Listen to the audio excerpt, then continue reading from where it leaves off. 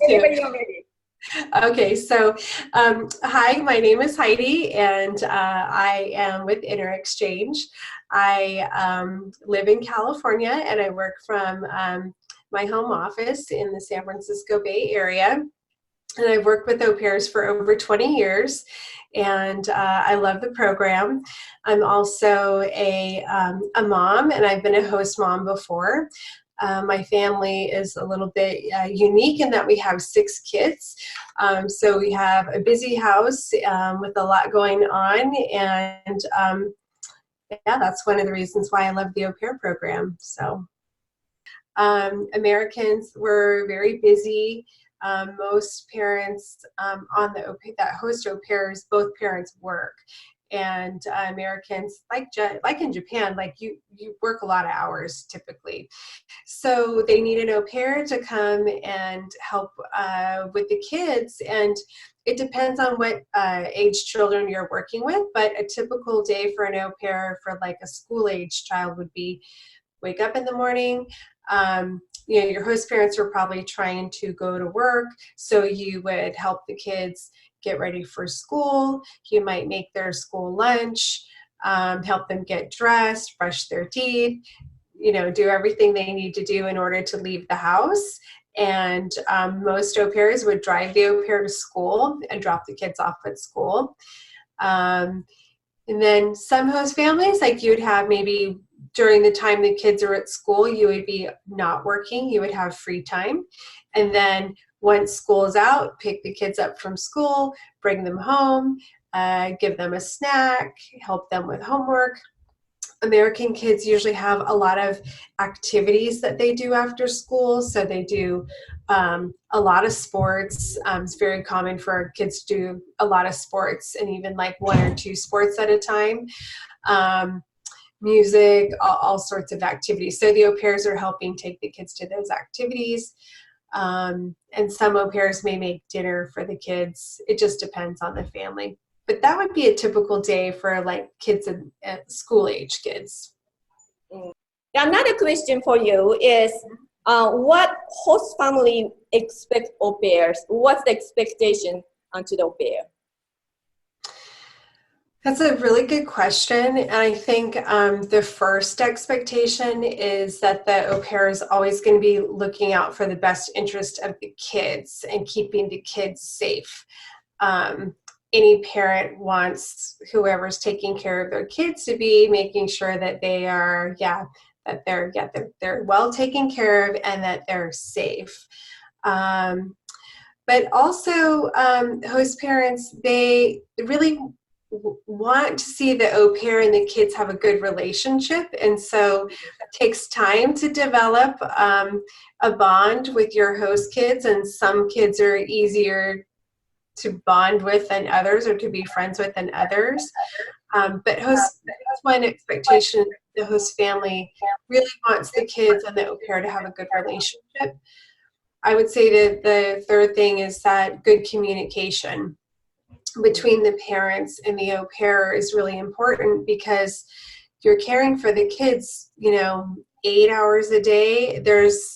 It's important that then you would then be able to communicate back to the host parents anything they need to know, and that the parents will tell you anything that you need to know, and together you can be partners and you know, talk about kids and how things are going and that sort of thing. So I would say that those are like the 3 most important things. Yeah. Another question. What's the au pairs doing for the monthly au pair meeting, like organized by local coordinator? What they do? Yeah, that's a good question, because it's not all work. There's lots of free time that au pairs have. And so the local coordinators organize monthly activities for the au pairs, and they really try and do a variety of different things, but to introduce you to the local community. And let's see, I'm trying to think of some things. It could be that they would get together around the holidays, like popular holidays in the US, like Halloween. So they might do like pumpkin carving or a costume party. Thanksgiving, oftentimes they'll have like a big meal together, like a typical traditional Thanksgiving dinner, which is very American. They also do like a lot of outdoor activities. So you might go to, like to a local baseball game in the summer, or gosh, au pairs, they do all sorts of stuff. They do all sorts of stuff. And usually the local coordinator asks the au pairs what they have an interest in doing. That's very common too, that the local coordinator will ask. And they try and do things that are not very expensive and that would be easy for au pairs to get to.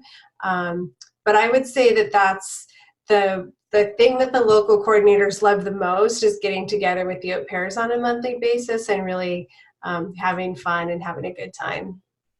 Okay. Not all local coordinators doing the same thing, but each local coordinator has a different ideas, doing a variety of activities, right? Yes, exactly. And sometimes they're very simple. It could be that the local coordinator invites the au pairs over to her house and they will, make dinner together, or it just really depends. Okay. Yeah. But I would say it's also a really good way for au pairs to get together too, and just like share their experiences and how things are going and get advice from each other. And so it's just a good thing for au pairs to participate in. Okay, great. We have been sending Japanese au pairs to inter-exchange since 2011, and you see, quite a few Japanese au pairs by now. What do you think is any advice? Specifically for Japanese au pairs, what they need to work on to be an au pair in the U.S.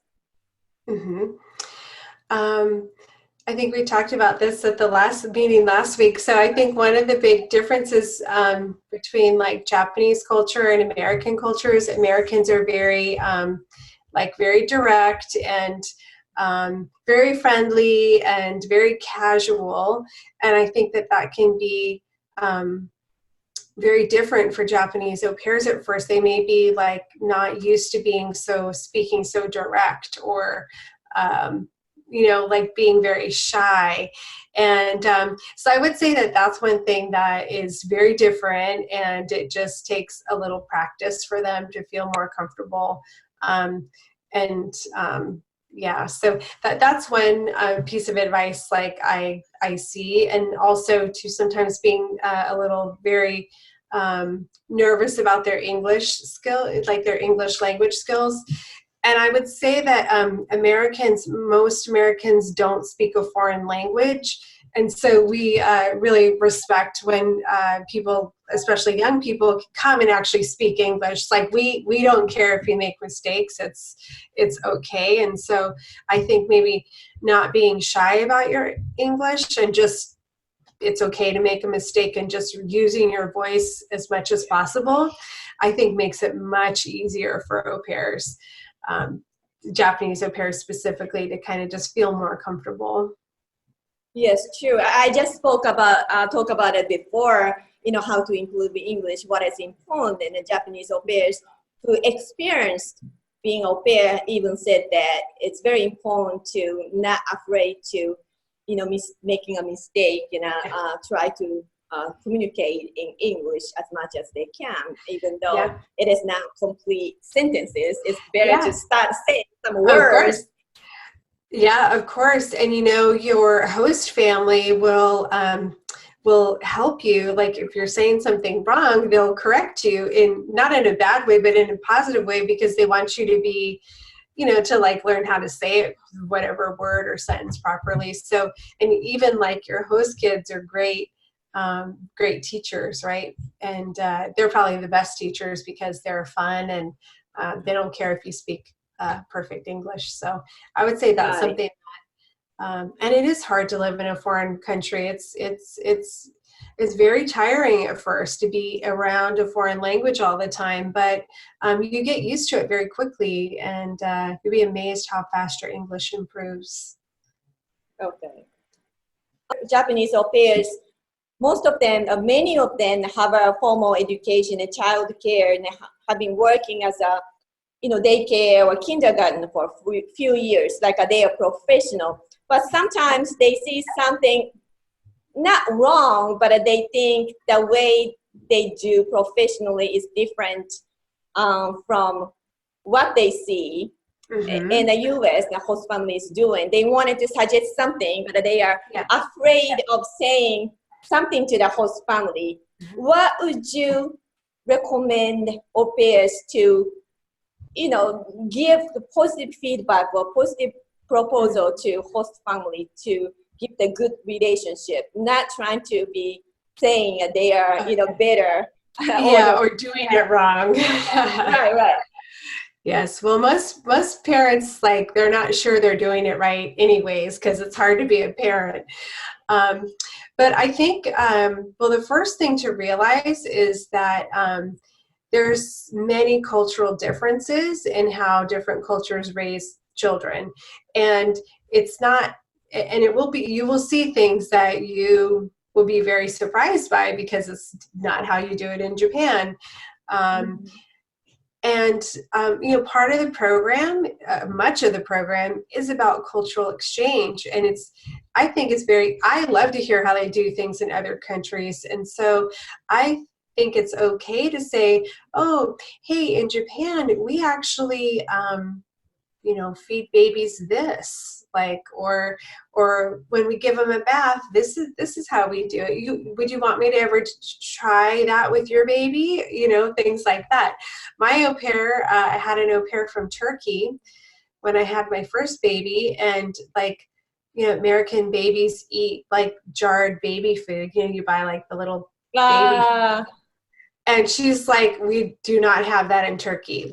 You make, they eat what you eat, basically. And so I thought that was, very interesting. And I was open to her sharing that with me and whatnot.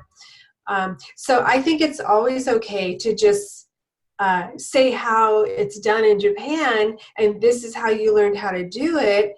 And then if you wanted to try a technique or something, ask the parents' permission, would it be okay if I tried this, or how would you feel about that?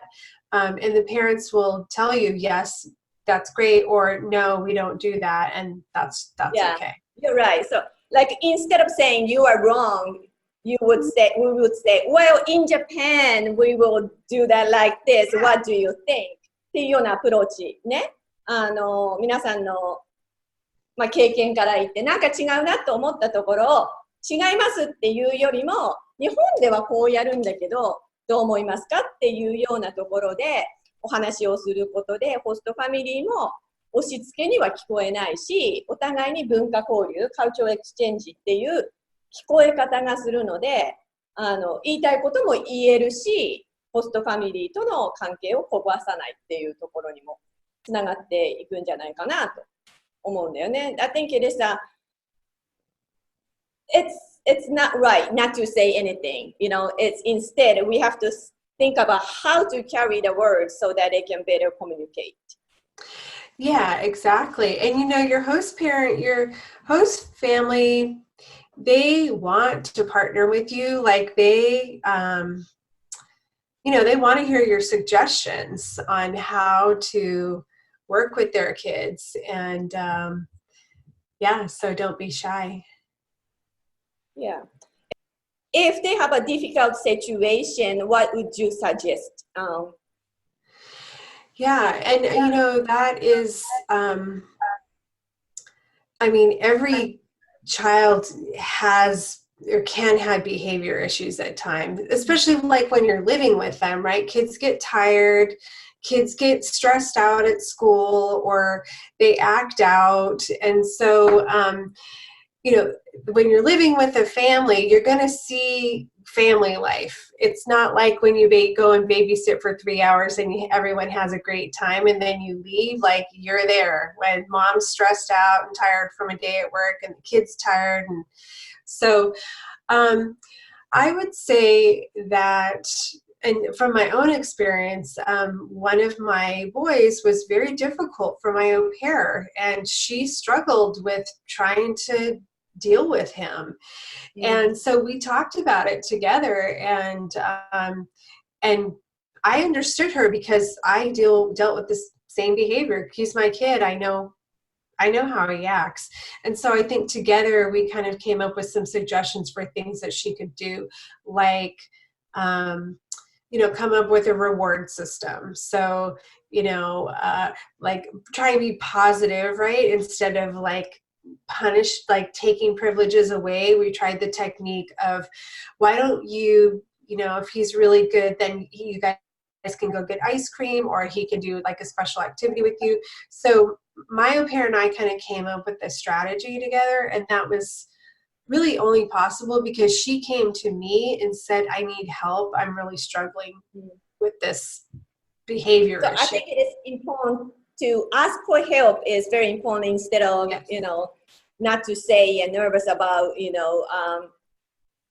how host family will react if I say something to them or something like that. Oh, the host family is most important.